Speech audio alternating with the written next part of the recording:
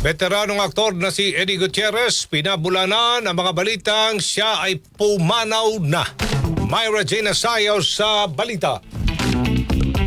Pinabulaanan ng veteranong aktor na si Eddie Gutierrez ang bali-balitang siya ay pumanaw na. Kasunod yan ng kanyang 2 medical procedure na isinagawa abroad dahil sa kanyang spine infection. Sa videong ibinahagi ng kanyang anak na si Rufa Gutierrez, sinabi ng aktor na siya ay alive and kicking dahil sa Panginoon na binigyan pa siya ng pagkakataong mabuhay at mag-celebrate ng kanyang 84th birthday ngayong February 6. Nagpasalamat din si Eddie sa asawang si Annabel Rama at mga anak nito na naging sandalan aniya at nagbigay ng saya habang siya ay may pinagdadaanan.